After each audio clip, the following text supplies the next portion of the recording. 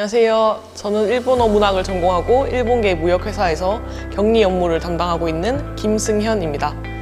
대학 졸업을 앞두고 공무원 시험을 2년 정도 준비했고 6개월 정도 사기업 취업 준비를 했습니다. 그리고 지난 2월 중순에 입사해 사회초년생이 되었습니다.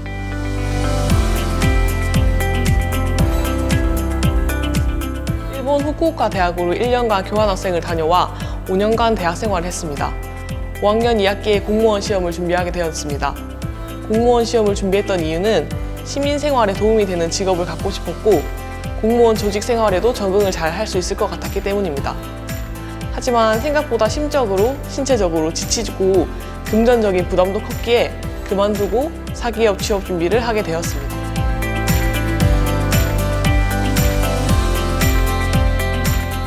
졸업을 앞두고 공무원 시험을 바로 준비했기 때문에 취업 준비를 할 때에는 굉장히 부담스러웠습니다. 어떤 방향으로 취업 준비를 해야 할지도 모르겠고 취업 준비를 위해 어떤 것을 해야 하는지도 막연하게 알았기 때문입니다. 이제 처음에는 교내 취업 상담센터에서 취업 상담을 받았습니다.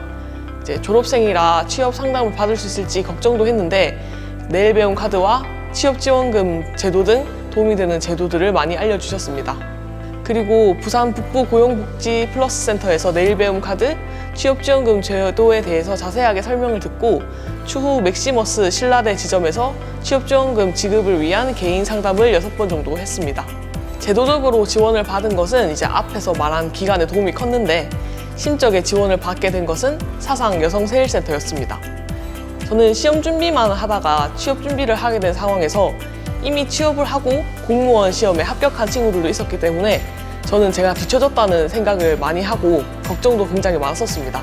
그러던 차에 사상 여성세일센터에서 무료 취업 특강이 있다는 문자를 받고 잘 모르니까 그냥 가볍게 특강을 들어보자 정도로 생각을 해서 참여하게 되었습니다.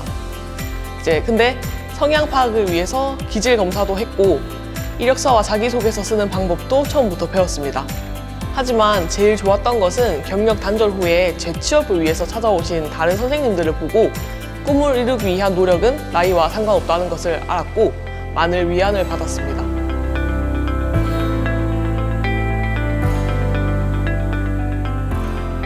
내일 배움 카드로 제빵 수업을 듣고 빵 공장에 면접을 보러 간 적이 있었습니다. 담당자님께서는 이제 제 이름만 보고 남자로 착각을 하셔가지고 면접을 보러 오라고 하셨던 건데 저는 그때를 계기로 취업 방향을 다시 잡고 전공인 일본어를 살려야겠다고 생각을 해서 마침 취업 지원금 담당자님이 지원해보라고 권해주신 회사에 합격을 해서 출근을 하고 있습니다.